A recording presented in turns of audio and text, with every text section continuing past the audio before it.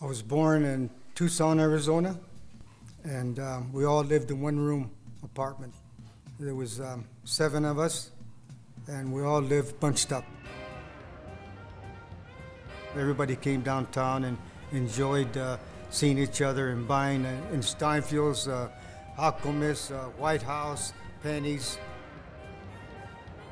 We used to go to the Rialto or the state. One guy would go in and he would open the back doors, and all of us would go in the back, and we would have a big old crowd there. All the guys were joining the Marine Corps because we were getting T-shirts, shoes, pants, and all the stuff, you know. Nobody and any of the guys that I know, or even myself, never thought there was going to be another outbreak like the Korean War. We weren't ready.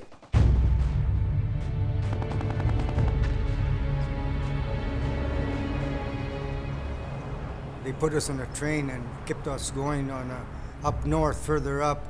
We were going to go up to the Ham Hung and then keep going up north to the reservoir. We were going up to the Chinese border.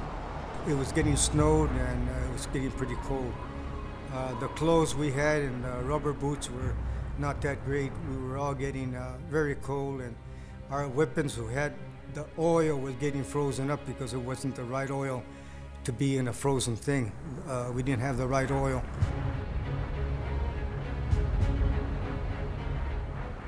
I slept with, as most of the guys slept with all my gear. I slept with all my stuff in my bag, and it was still frozen. My water was frozen, all my rations were frozen. We fought all the way back to Ham Hung, and we walked and carried our wounded and our dead back. We went up with 200 and some guys, and we came down with 110 or 100 and some guys. We came back. They would come in with bugles or their whistles, and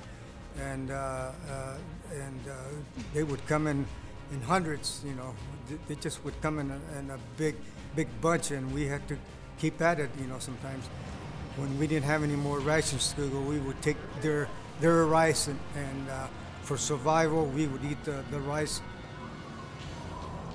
We were running out of supplies, and C-47s were coming to drop supplies for us, but sometimes when they did drop supplies, the wind would move the supplies and the parachutes to the other side where the enemy was, and they would pick them up, and we would have to wait till they would have to come back again and drop us some more supplies. It took us 3 to 4 hours to bring one wounded guy or one guy that died back down to where the ambulance was waiting for to take him back. Stuff from home, tamales and tortillas and all that stuff. By the time we got them, they were all molded, but we were happy to eat them anyway. We used to split them. We used to split the tamales and the tortillas and chili. We were just happy to get them, you know. Some of the tortillas and tamales were molded, but we still ate them, man. They were great. That's penicillin. They can call it whatever they want. I think it was a war, and that's it.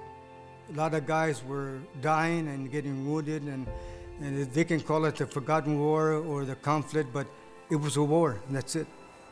We all had about 6 to 8 guys from Tucson and every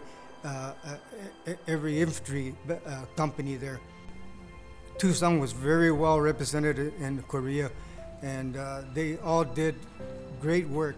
Even with a lot of the guys that didn't have any boot camp training, they did very great. They were survivors. They did their job. They were disciplined. They were called to do whatever they did, and we all did it. We all did it. Nobody said no.